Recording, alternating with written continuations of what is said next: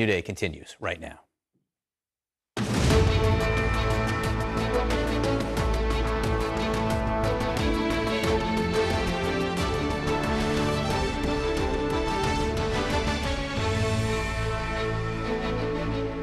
Good morning to our viewers here in the United States and all around the world. It is Wednesday, June 8th. I'm John Berman with Brianna Keeler. And CNN has learned that the most powerful Republican in the Senate, Mitch McConnell, has expressed an openness to raising the minimum age to buy a semi-automatic AR-15 style weapon from 18 to 21. He has said that in private, but the majority leader has not and will not, it seems, say it in public, and it's highly unlikely that this will be part of any agreement on gun safety as the talks do intensify between Democrats and Republicans. 2 weeks ago, Republican Senator Cynthia Lummis of Wyoming said she doubted any ideas to curb gun violence would be welcomed in her very pro-gun state. Well, now she is signaling an openness to finding legislative solutions because her office has been flooded with calls from constituents demanding an end to mass shootings. As negotiations continue, CNN chief congressional correspondent Manu Raju pressed lawmakers about AR-15s and why people need them, and he got a range of responses. Here it is. Why do you think that people need to have AR-15s in this country? Well, you're talking about a constitutional right to keep and bear arms. People who are law-abiding citizens are in good mental health and aren't a threat to the public. In my state, they use them to shoot prairie dogs and, other types of varmints. And so I think that there are legitimate reasons why people would want to have them. That's used for sporting events, for sporting activities all the time. Why not raise the age to 21 for people buying semi-automatic rifles? We're talking about a lot of things, and what we're talking about most are background checks, juvenile records, the areas where we can get consensus. That can be in the discussion, but right now we're trying to work on things where we have agreement. Why don't you have agreement on that? That's, we got a lot of people in the discussion. We got to get 60 votes. Hopefully we get 75 votes on this. You want to look at two things that could have prevented this. An age requirement would have prevented an 18-year-old, and basically a red flag law that's basically intended to try to help a person get some mental help. Do you think that there should be a ban on assault weapons, ban on AR-15s? Talking about bans, I wouldn't have a problem on looking at some of these things. What is the necessity? Tell me what the purpose is, and let's use them for those purposes. Joining me now, CNN senior political correspondent and anchor of Inside Politics Sunday, Abby Phillip, and CNN political analyst and national politics reporter for the New York Times, Asted Hernan. Abby, it was great having Manu chase down so many senators and have just good discussions about where exactly they are, but it's pretty revealing. Yeah, it is. I mean, I think that two things strike out at me. One, the fact that Joe Manchin, who has absolutely no reason to, to talk about some of these issues, is pretty clear. He doesn't think that, AR-15 should be allowed to be purchased by 18-year-olds. That, I think, tells you one big thing about where he thinks the politics are on this issue in the American middle. But also, Republicans are stumbling over their words to try to explain what you do with this gun and why just a simple age requirement shouldn't even be on the table. I think a lot of times in Republican politics, they don't want to even talk about it because just the fact of a conversation invites criticism on the right, criticism from their constituents. And I won't even say from the NRA because it's from the constituents who are culturally, gun absolutists in some cases, about maybe 30% of the American electorate or less. Asted, what do you hear there? Yeah, I mean, I think it's the same thing, and it's the legacy of the NRA. It's a weakened organization now, but they've created a real culture among the grassroots side of conservatives where giving any inch, giving any compromise is seen as something that those politicians can't do. Now, we have seen some openness in recent days, right? And I think that shows what the real momentum that's coming out of these horrible tragedies to really put pressure. But it's about that waiting period. We've seen Republicans kind of have this before where they do these type of negotiations, maybe in good faith, maybe in bad faith. But when that pressure relents, then we won't actually find a place for compromise and consensus. That pressure has to continue. And we're going to have to see Republicans really speak up over that 30% of the population Abby is really talking about, because that's a real group who really feels that any type of infringement on kind of where the gun laws are is something that has really been, a legacy of the NRA and those other lobbies to really put that fear on those. They do better. They sell more guns when they do that.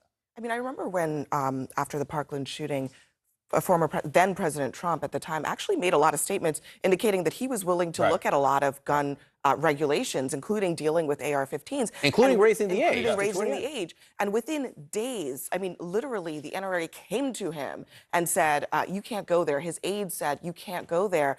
And I think a lot of Republicans privately, they understand the reasonableness of these proposals, but they know that politically they can't go there. You know, instead of looking at the glass half empty view of this, which I think history has taught us generally is the way to approach this, be skeptical. The glass half full view of where things stand right now is there does seem to be an openness, as you both have said, to the discussions right now. One of the things is that Democrats seem more willing to accept something, anything. And then Republicans seem to understand that refusing all may not be as tenable. Does that allow for something? I think so. I mean, I really think that is the reality is that the American people believe that there should be an all-of-the-above approach to gun violence. And that includes all of it, the mental health piece, maybe the school safety piece, maybe the guns piece. And Democrats have strengthened their position by saying, yeah, we want to talk about all of it, and leaving it to Republicans to say which parts they don't want to talk about, which we all know is the guns part. But the folks who are in the room, they are talking about the guns part. It's narrow, but they're talking about it. They are. The idea of maybe adding a waiting period of sorts for people between 18 and 21 to buy these AR-15 style weapons. Depending on the language they come up with, that would be a big deal. That would be a big change. And I also just want to mention instead, and then you can jump in, the CNN reporting that says that Mitch McConnell would be open to raising the age period to 21 to buy these weapons. Now, he won't say it in public, which is notable, but for him to allow it to get out there that he's open to it in private is also interesting. I mean, we know how the politics on this stuff works. There's often that float moment to see where the testing of the waters are. And I think we're kind of seeing that with Republicans. There's been an increasing openness. There's been a light shredding of rhetoric saying we're open to some of these more moderate compromises. And we know that public support is actually robust on these type of things, even if when you get into specifics, some of that public support changes. Now, the question will be, will that continue? And I think you're right, though, that Democrats are willing to do a kind of middle-of-the-road approach that they weren't willing to do previously, partly because this is a party that has pressure coming up on the midterms and wants to be able to go back to voters saying, we did something. And they know that on a lot of issues, they're not going to be able to say that come November. And so when Republicans are going to offer them what Republicans are offering them right now, they may have to take. Instead, Abby, great discussion. Thank you so much for being here. Thank you. The prospect of the U.S. Supreme Court overturning gun restrictions in New York has city and law enforcement officials across the state bracing for a spike in crime. This is a ruling that could come down as early as today. CNN's Jason Carroll is here with more on this. We don't know, obviously, what they're going to decide, and they have a range of options that could determine the outcome here, Jason. Range of options, but even so, a lot of eyes on this. Gun rights advocates say what this comes down to is their right to legally carry a handgun. But both city and state officials say this is about keeping a law that keeps the public safe. New York City, iconic for its crowded streets and packed subways. But with violent gun-related crimes on the rise this year, the city's mayor warned the violence could get worse if the U.S. Supreme Court overturns a state law and makes it easier for someone to carry a gun. This keeps me up at night. If this right to carry goes through the Supreme Court and becomes the law of the land, can you imagine being on a 4 train? Everyone on the train is carrying. This is not the Wild Wild West. At issue is a century-old state law that gives local officials the power to require anyone who applies for a permit to carry a concealed handgun to show proper cause, such as a need for self-defense. The New York State Rifle and Pistol Association, along with 2 other plaintiffs, says having to show proper cause to carry a concealed handgun is unconstitutional. During oral arguments in November, the attorney representing the plaintiffs explained it this way. Carrying a firearm outside the home is a fundamental constitutional right. It is not some extraordinary action that requires an extraordinary demonstration of need. Legal experts say there is a strong possibility the conservative-leaning court will side with gun rights advocates. Justice Brett Kavanaugh said this during arguments. Just to follow up on the other questions, why isn't it good enough to say I live in a violent area and I want to be able to defend myself? If the law is overturned, it could make it much easier to legally carry a handgun in New York, and it could have implications elsewhere. Several other states have similar proper cause requirements, including California, Maryland, and New Jersey. Back in New York City, law enforcement officials say overturning state law could deal a serious blow to efforts to fight crime at a time when the New York City police reported gun arrests are at a 28-year high.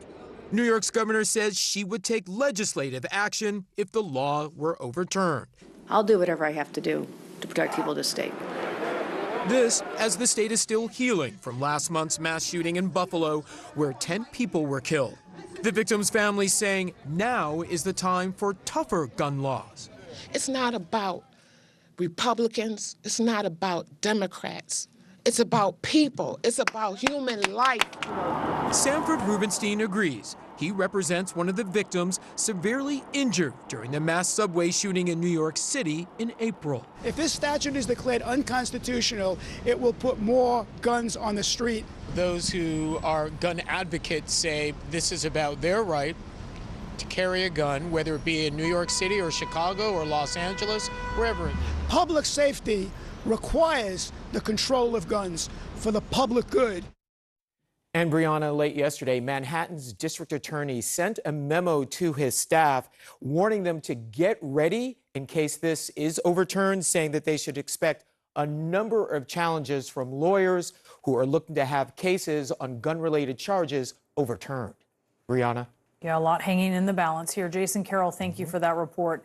Happening today, the House is expected to vote on the Protecting Our Kids Act, which has a number of measures aimed at reducing mass shootings, including requiring safe storage of guns in residences and a tax credit for people to purchase them. That part of the bill is being credited to Democratic Congresswoman Elissa Slotkin of Michigan, who has been making a push for safe storage since the Oxford High School shooting, which happened in her district in November. She also serves on the Homeland Security Committee.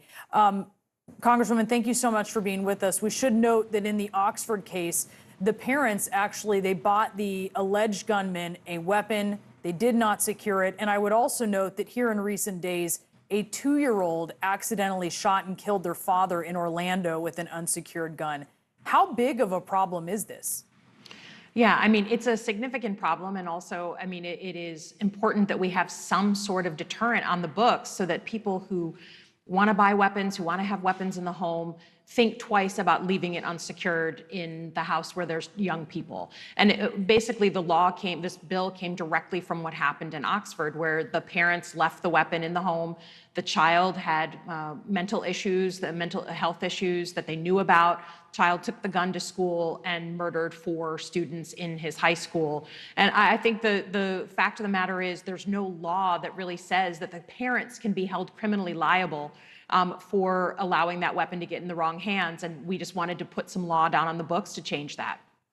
Many people will look at what you're trying to do and they'll say, yes, that makes sense.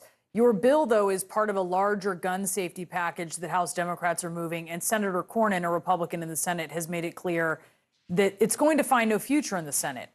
Why aren't House Democrats engaging with Senate negotiators in a way to move forward to get what you want in some sort of bill?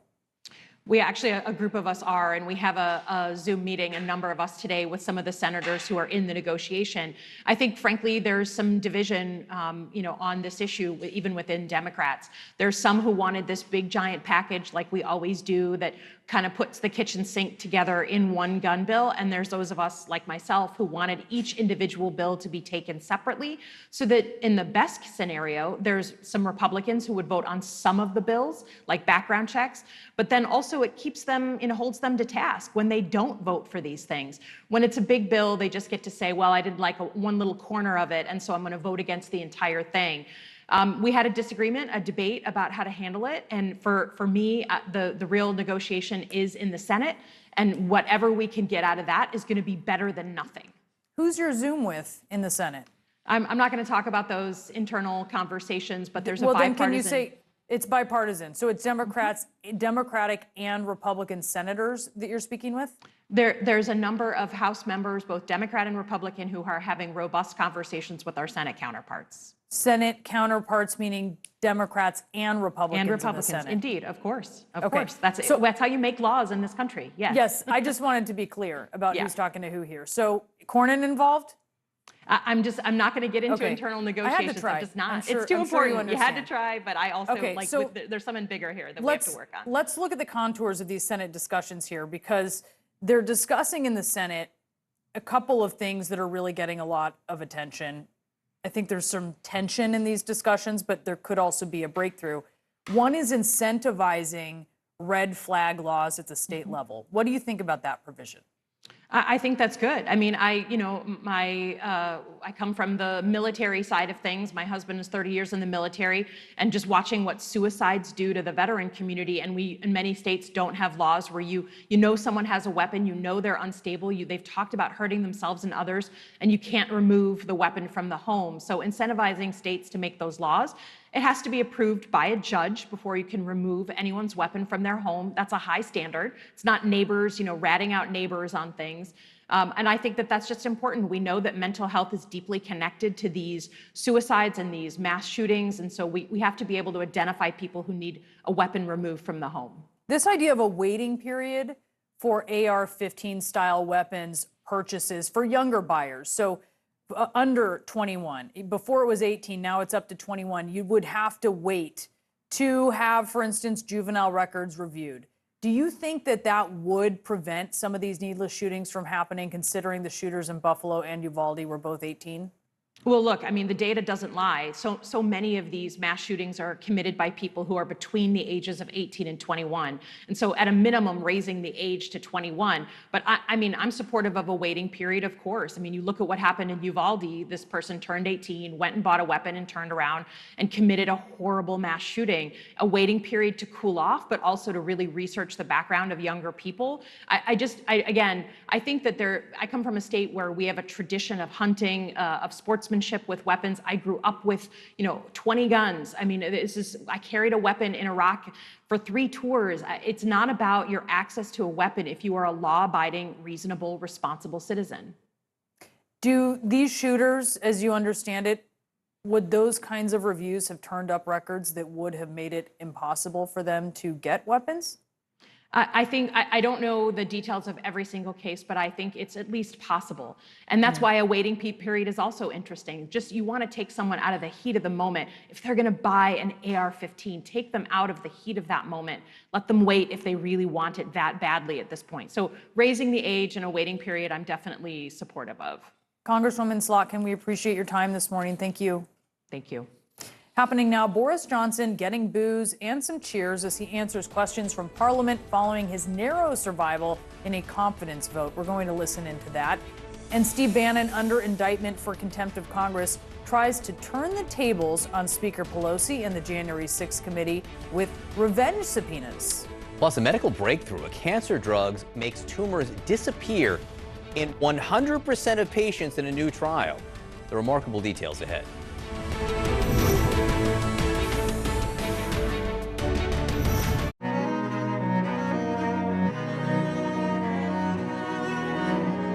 Culinary Journeys, in association with Ajinomoto. Hi, I'm Chef Vicky Lau from Tate Dining Room and Bar and Mora. It's always been a goal of ours to receive a 2 Michelin star because I believe a restaurant needs to have something to look forward to, actually, to improve every day, because for us, every day is like a performance.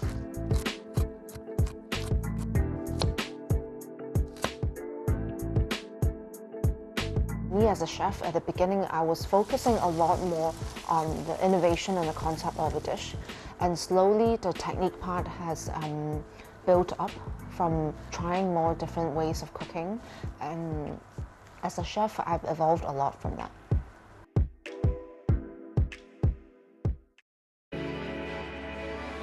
The pandemic reminded us of how important diet is to health. That's why the Ajinomoto Group is committed to solving health issues around the world at the dinner table. A real solution means never settling for less. ถึงแม้ว่าจะต้องลดความเค็มในอาหารลงแต่เราก็ต้องไม่ละทิ้งความอร่อยเราต้องการให้ทุกท่านได้เพลิดเพลินกับรสชาติความอร่อยของอาหารไปพร้อมกับสุขภาพที่ดี A saúde é importante, mas queremos considerar também o legado do sabor regional. Como podemos melhorar o balanço nutricional, mantendo o respeito à cultura gastronômica? Esse é o nosso desafio. Tempat yang jauh pun bukan masalah. Kami selalu bisa menyediakannya. Kami terus mengupayakan dunia di mana siapapun bisa mengakses makanan bergizi dimanapun mereka berada. We're here to provide nutritious meals to the entire world without compromising on taste, local ways of life, or accessibility, because that is nutrition without compromise. Eat well, live well.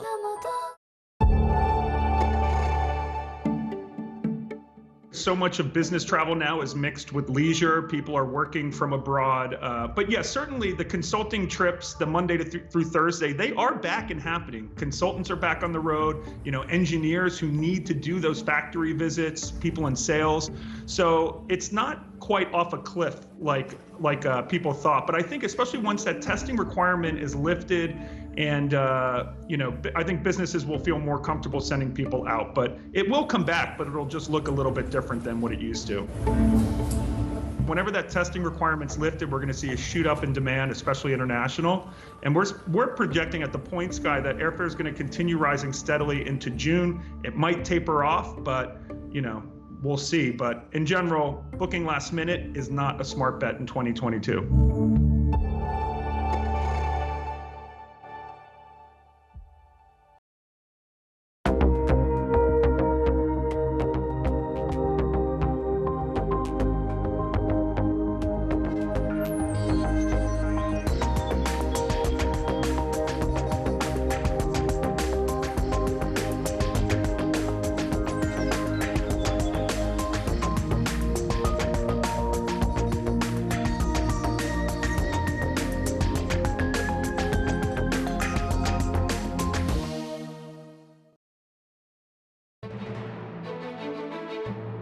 Quite a morning for Boris Johnson. The UK Prime Minister is fielding questions from Parliament after narrowly surviving a vote of no confidence earlier this week. CNN's Bianca Nobilo joins me here now in the United States, came all the way over just for this discussion. Just for this discussion. Quite a morning for Boris Johnson. Yeah, this was the first time that we're seeing him face the House of Commons since 41% of his own lawmakers voted against him. And bearing in mind, most of those lawmakers are on the government payroll in some capacity, so it's actually more like 3/4 of his own MPs wanted him out. Now, the ones that were against him were hoping to see some signs of contrition today, some humility, and signs that he's going to change as he continues. But let's take a listen, because that's not exactly what we saw. This week's events, Mr. Speaker, have demonstrated just how loathed this Prime Minister is. And that's only in his own party. Can the Prime Minister explain, if 148 of his own backbenchers don't trust him, why on earth should the country? In a long political career so far, I have, of course, picked up, barely begun, I have, of course, picked up political opponents all over the place. And that is because this government has done some very big and very remarkable things which they did not necessarily approve of. And what I want her to know is that absolutely nothing and no one, least of all her, is going to stop us with getting on for delivering people. Now, it might seem like a strange concept that in one of the oldest and most advanced democracies in the world, boos, cheers, whether or not people have their arms crossed and look annoyed, is one of the key barometers that we're looking at in terms of the health of the democracy and the Prime Minister. But based on that performance, we heard cheers from a slice of his party, but a lot of people looking extremely unhappy. And that quote there, nothing or no one will stop me continuing as Prime Minister. I mean, it says it all to many who believe that they tried to oust him. Now they're going to have to come up with a very creative way to do it, because technically he's safe for a year from another confidence vote. But he's known as something of an escape artist. And the question is, will he emerge from this unscathed enough to continue? Well, he's built his political brand on being able to bob and weave through any kind of political scrape. This has been the worst to date. His next existential crisis, really, as Prime Minister, is these two by-elections coming up at the end of the month, which are really damaging the party brand. One is because one of his own lawmakers was found to be watching pornography in that chamber during a session that we were just looking at. He said that he was looking for tractors and something went wrong, so he's stepping down. Different view of tractors than I think most people have. I think so, John. And the other MP is one that he was arrested and is now going to spend 18 months in jail for sexually assaulting a 15-year-old boy. So both of those seats are up, and now neither are expected to be won by the Prime Minister's party. They should typically be safe seats. So the Conservatives are now in this identity crisis. They don't know whether or not to agree on backing Boris Johnson for the short or medium term. But what's helping the Prime Minister here is there just still isn't any obvious coalescence of support over a possible alternative. Jaco Bilo, great to see you in person. Thanks for coming and explaining this to us so we can understand it. Brianna? A horrifying scene in Berlin this morning after a car left the road and plowed into pedestrians in a busy shopping area. Officials say one person died here, 8 others were injured. Large numbers of rescue vehicles and first responders are reportedly on the scene. Police say they have arrested a man believed to be the driver. Investigators working now to learn whether this was a tragic accident or a deliberate attack. Brand new CNN reporting that the January 6th committee is about to get its hands on 159 emails from right-wing attorney John Eastman related to his efforts to overturn the 2020 election. And this just in, the victims of former USA Gymnastics Dr. Larry Nassar now suing the FBI. New details ahead.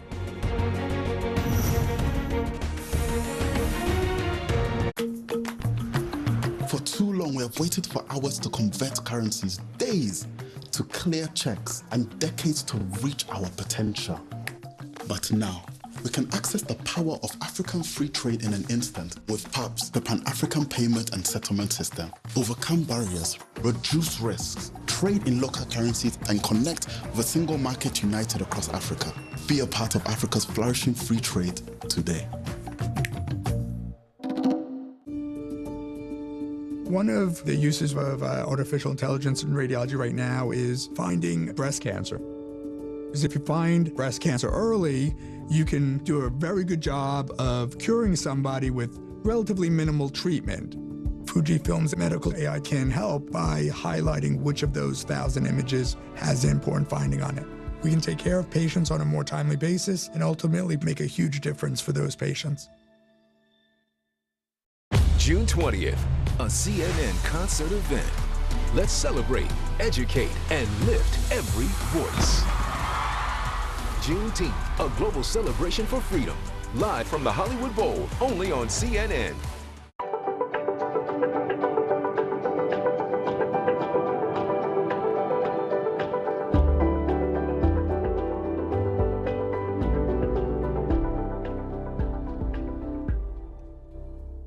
Welcome to The Lead. We begin with breaking news. The United States has plunged into a recession. We're seeing infections at an all-time high. What's your reaction to that? Here are the facts. The Lead with Jake Tapper. I'm Bianca Noblo in London, and this is CNN.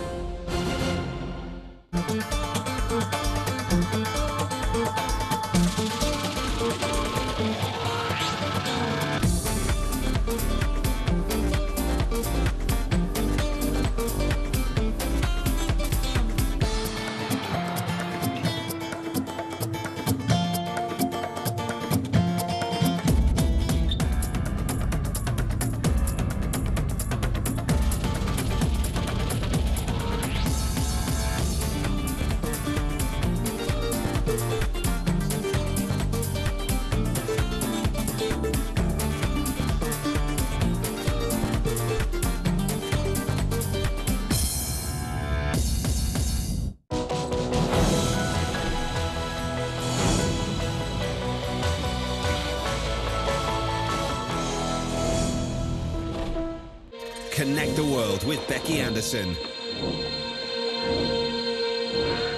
It all starts here. Changing, fighting, creating, connecting. That's why we're here. We live here, we work here, we're from here, and we'll go wherever the story takes us. I'm Becky Anderson in Tehran. We are in Jerusalem. Real news that shapes our world. exploring not just what's going on, but why. I just want to press you on one further point. Getting perspective on this region from this region.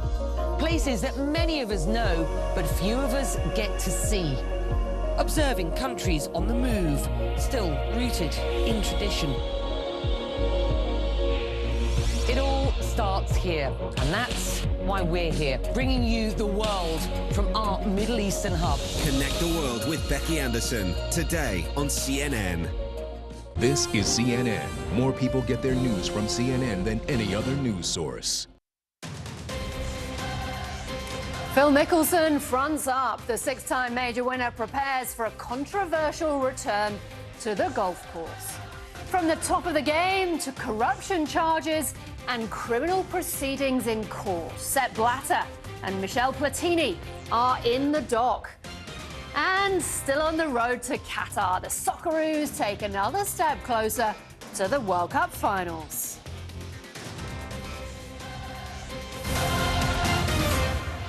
Hi, thanks for joining us. Welcome along to World Sport Live from London with me, Amanda Davis. Six-time major winner Phil Mickelson is back on the golf course for the first time in 4 months. And he's also fronted up to the media for the first time in that period. He has defended the new Saudi-backed LIV Golf event that he's set to take part in, but refused to say whether or not his recent absence from the game has been as a result of a ban from the PGA Tour. The 51-year-old's been speaking here in London, set to take part in the inaugural LIV Golf event, which kicks off on Thursday. He's not been in action since he faced widespread criticism for his comments about the Saudis, and that led to huge speculation about his future.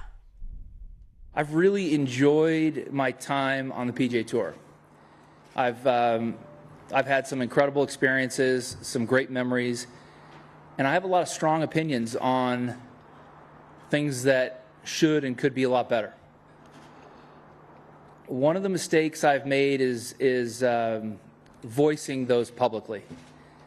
So I will really make an effort to keep those conversations behind closed doors going forward. I think that's the way to be the most efficient and get the most out of it.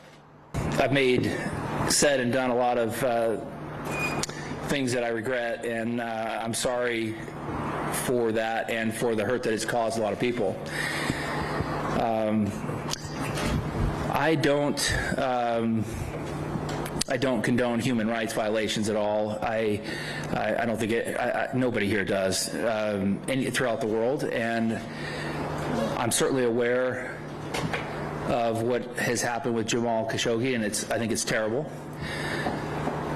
I've also seen the good that the game of golf has done throughout history, and I believe that LIV Golf is going to do a lot of good for the game as well. Well, let's cross live to the Centurion Club and join my World Sport colleague Alex Thomas, who was there inside that press conference as it was taking place. Alex, it's been a while, hasn't it, since we've seen Phil Mickelson. It was certainly pretty uncomfortable viewing at times. What did you make of what you heard, the explanations that we got?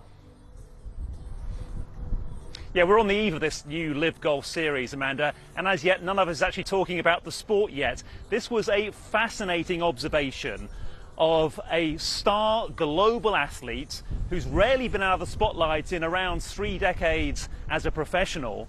And here he was coming back after his longest ever break from the game of golf, alongside the 3 teammates, part of the new aspect of this LIV Golf series, 3 players he had picked in the new draft on Tuesday night. And yet they didn't get a word in edgeways. This was a half-an-hour grilling of Phil Mickelson from some of the world's most well-known golf writers, broadcasters and commentators. Mickelson, golf's golden boy for the best part of 3 decades, someone whose celebrity survived even during the Tiger Woods era. And yet here he was trying to explain away those comments that were first unveiled by writer Alan Shipnuck back in February. And let's remind you what Mickelson said then. Talking about working with the Saudis, he said, "They're scary. We know they killed Khashoggi and have a horrible record on human rights. They execute people over there for being gay. Knowing all of this, why would I even consider it? Because this is a once-in-a-lifetime opportunity to reshape how the PGA Tour operates."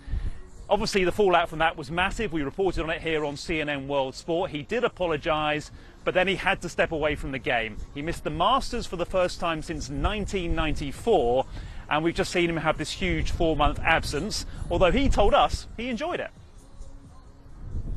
Had an awesome time.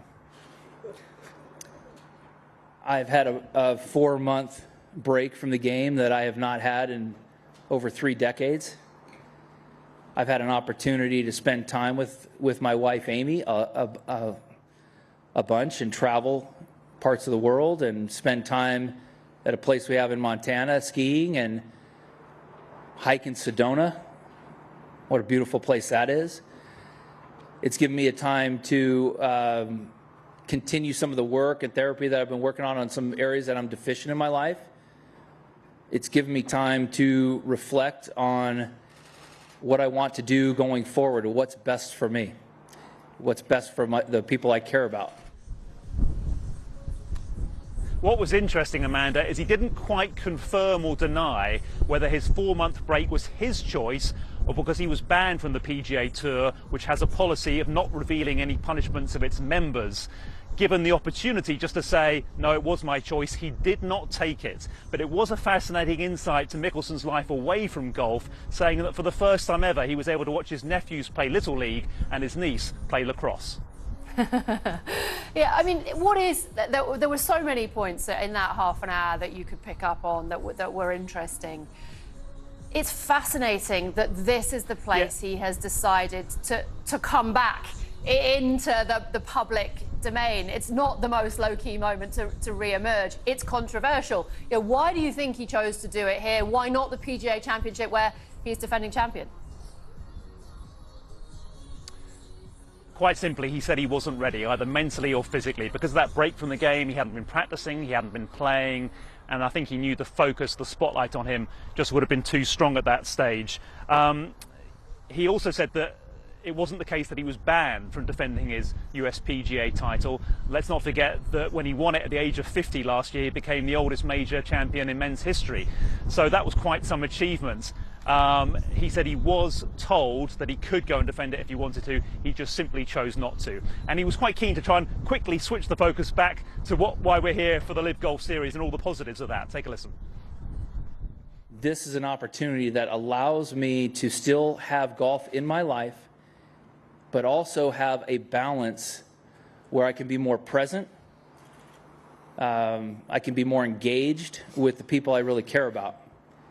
And that is why when I think about being a part of Live Golf, I feel so good about it. I know that it gives me a lot of positives personally and professionally, and I believe it does the same for everyone else in the field. Now, interestingly, Amanda, we've reported how someone like Dustin Johnson, Kevin Na and others have resigned their membership of the PGA Tour. Mickelson says he's not done that. He's a lifetime member, having been on the tour for so long and won well over 20 PGA titles, which is the criteria for becoming a lifetime member. He says he's earned that right to be a lifetime member and doesn't want to have to give it up.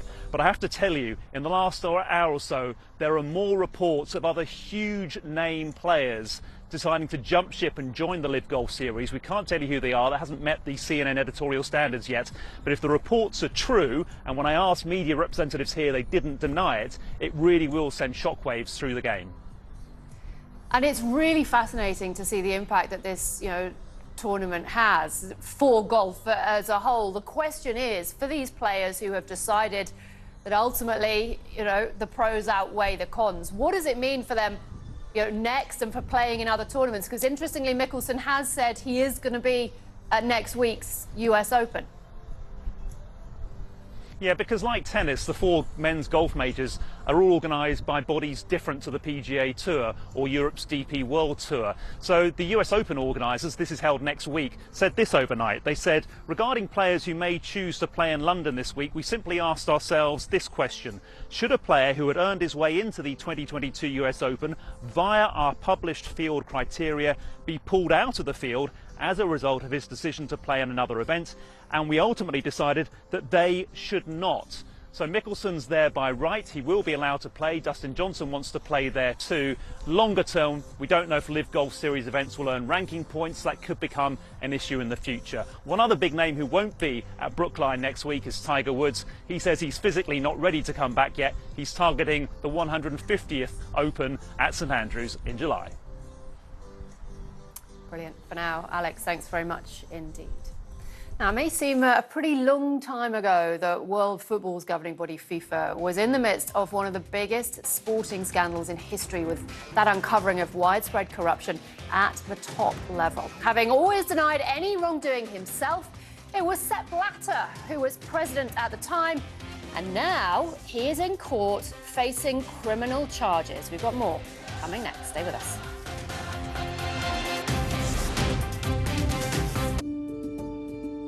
One of the uses of artificial intelligence in radiology right now is finding breast cancer. Because if you find breast cancer early, you can do a very good job of curing somebody with relatively minimal treatment.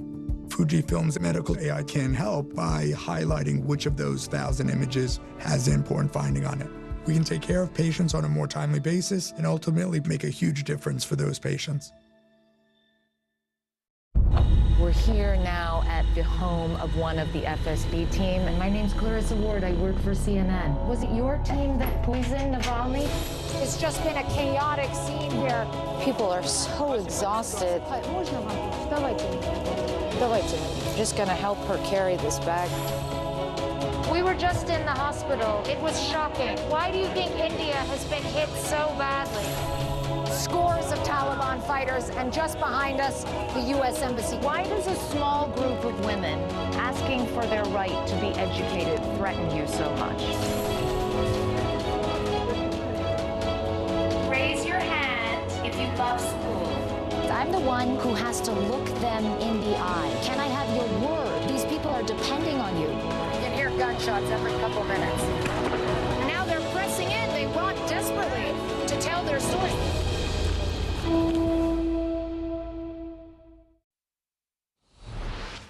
Welcome back. 7 years ago, they were two of the most powerful men in world football. Today, Sepp Blatter and Michel Platini are banned from the game and have been in court in Switzerland for the first day of a criminal trial, charged with defrauding world football's governing body, FIFA. Swiss prosecutors accused the pair of unlawfully arranging a payment of just over $2 million from FIFA to Michel Platini, who was at the time head of European football's governing body, UEFA. Blatter was president of FIFA for 17 years between 1998 and 2015. Both men, Blatter, now 86 years of age, Platini, 66 years old, arrived in court in Bellinzona earlier on Tuesday. This is what Blatter had to say. I've been asked if football was behind me. No, football is with me because I've been serving FIFA for 45 years, and it's my life. It's my professional life, and I now have to relax a bit. But I will defend myself well with my lawyers, and above all, because I have a clear conscience. Well, I can tell you breaking news out of Switzerland. Proceedings have ended already for the day. Sepp Blatter was due to take the stand, but has said he is too ill to have been testifying today. He is expected to do so tomorrow. We will, though, talk more to Martin Ziegler, chief sports reporter for The Times and the Sunday Times newspaper, who focuses on sports governance and the business of sport. Thank you so much for joining us live, Martin. I mean, that's certainly an interesting development to kick things off, isn't it? But, you know, for many people who have perhaps lost track of what has been going on, just remind us how we got to this point. Hey, good afternoon, Amanda. Yeah, great to be with you. Yeah, I mean, Sepp Blatter and Michel Platini back in 2011, they were the two most powerful men in football. And it emerged 4 years later, in 2015, Swiss prosecutors revealed this very strange 2 million Swiss franc deal worth at the time about $2 million, which had been paid by FIFA to Platini. And when they were questioned about it, the explanation was this was an oral agreement dating back to before 2002, when Platini worked as an advisor to Blatter. So all very, very strange, nothing down in paper. Platini put in a invoice to FIFA. It was paid with no questions asked. And this is now, well, initially it led to them being banned from football. Now they're facing the possibility of 5-year jail sentences. Yeah, I was going to come on to that because for many people, this is a day they had wanted to see but didn't expect to see. You know, Blatter had always denied any wrongdoing. But here we are talking about an 86-year-old man who, you know, as we have heard today, has said he's too ill to testify. We're talking about a 3-time Ballon d'Or winner, one of the greatest footballers ever to have graced this planet. What chance, realistically, do you think that they might go to prison? Well, I think if it's observers are in Switzerland who follow legal cases closely, they believe it's much more likely that if found guilty, they would have a suspended sentence. Typically in Switzerland, for first offences of this nature, that's what would happen. So yes, I think that the prospect of seeing either Platini or Sepp Blatter actually go to jail is probably remote. Even so, if they're found guilty, it's an absolutely huge blow to their reputations. And briefly, because we don't have too much time, of course, it's Gianni Infantino who is now the man in charge, who ultimately replaced Blatter in 2016. How do you assess the state of FIFA today? How much has really changed from all that scandal and corruption of this era that we're talking about? I mean, I think no one would doubt that there's been a massive cleanup operation, and the sort of financial shenanigans which took place before 2015, that doesn't happen anymore. And I think everybody would say that. I mean, the questions are now around FIFA about playing a different sort of power game, using things such as tournaments to try and enhance Gianni Infantino's position there and his power. So it's a different FIFA, that's for sure, but still one which a lot of people think needs some sort of reform. Okay, Martin, great to speak to you as always. Just adds another layer to the drama, doesn't it? Sepp Blatter expected to testify on day one of the trial. He hasn't been able to do so. We are expecting to hear from him on Tuesday, and it's due to be a 2-week trial as things stand. We will, of course, keep you posted. It's been over 100 days since Brittney Griner was arrested in Russia, though, and the stars of the NBA are making sure her voice is still heard.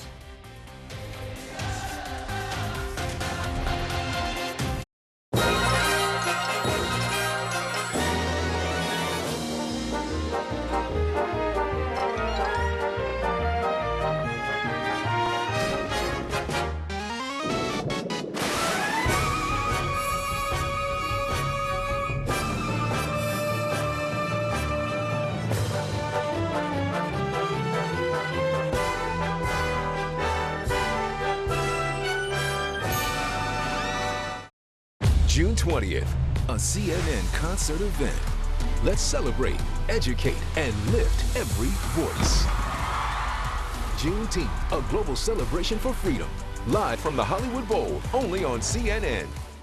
On Culinary Journeys, meet Japan's Natsuko Shoji, a chef earning rave reviews.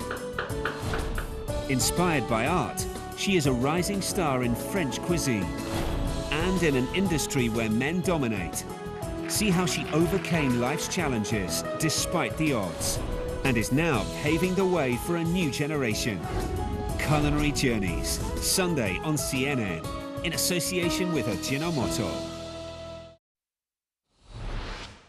Welcome back. It is all to play for later on Wednesday in Game 3 of the NBA Finals, with the series between the Golden State Warriors and Boston Celtics tied at 1 apiece. But as well as focusing on getting their hands on that trophy, the players have been using their moment with the eyes of the world watching to really ramp up the pressure to free WNBA star Brittney Griner. She has now spent more than 100 days in a Russian prison, wrongfully detained, according to friends, family and advocates. Here's CNN's Brian Todd with more.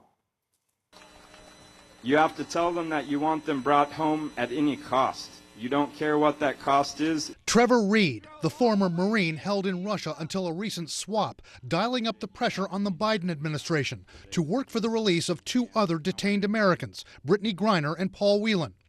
Joining Reed in ramping up the pressure, high-profile figures in the NBA and WNBA, showing solidarity with Griner by wearing We Are BG shirts for warm-ups. We with BG, man. And talking about her case at press conferences. We were all, together in support, trying to, bring her back, to her family and things like that. Stars like LeBron James joining the push for Griner's release, with James tweeting, "Our voice as athletes is stronger together." Fans holding signs at games with phrases like "Free Britney." The pressure campaign now includes Griner's wife, Sherelle. She had stayed relatively quiet, but recently told ABC she wants to speak to President Biden. I just keep hearing that he has the power. She's a political pawn, so if they're holding her because they want you to do something, then I want you to do it. Griner has been jailed in Russia since mid-February. Russian authorities said they found cannabis oil in her luggage when she arrived at a Moscow airport.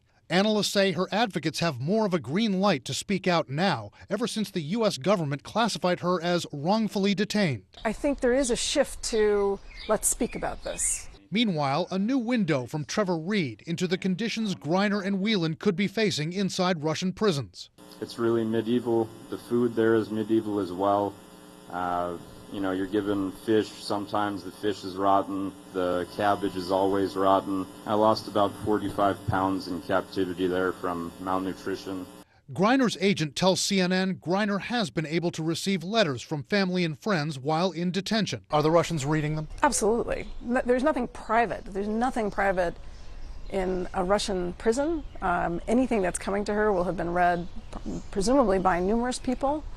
Reed and others also worry that widespread homophobia in Russia could be working against Griner. She's openly gay in a country that tortures and kills members of the LGBTQ community. It's a terrible situation. Conditions are not good, and there's abuse both for women and men. This is the last place on earth you want to be. Analysts say one development that could give Brittany Griner and her family more hope is that her case is now being handled by the U.S. Special Presidential Envoy for Hostage Affairs. That office could have more flexibility in negotiating Griner's release because it doesn't necessarily have to wait for Russian legal proceedings to play out. The State Department says the Griner and Paul Whelan cases remain top priorities for the U.S. government. Brian Todd, CNN, Washington. Now, there are still 2 spots left to be filled for Qatar 2022, and the Socceroos have taken another step closer. Stay with us.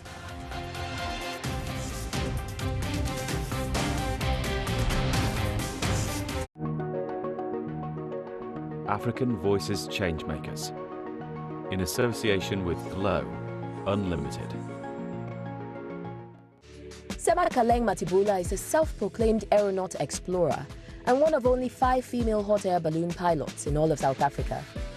I saw my first hot air balloon at the Champs, fell completely in love, went from marketing office to balloon field to kitchen to everywhere the industry could take me. And then in 2019, the Balloon and Airship Federation of South Africa, BAVSA, and the Department of Sport and Recreation put together a grant to train young upcoming youth and black youth in the sport. I want to become an instructor so I can train young youth. It builds your confidence, and it also is the most phenomenal way to give youth and old people a sense of responsibility.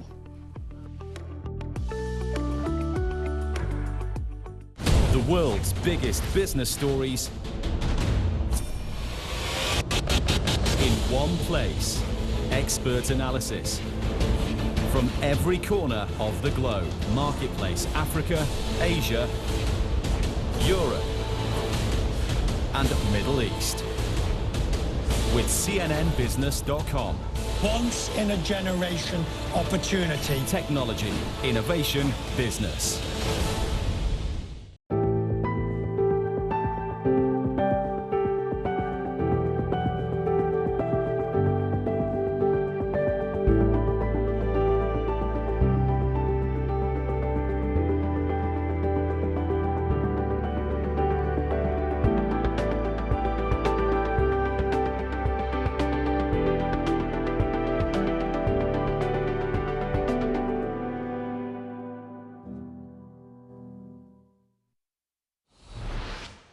welcome back. The draw may have been made a good couple of months ago, but there are still 2 places left at the World Cup finals in Qatar through the Intercontinental Playoffs.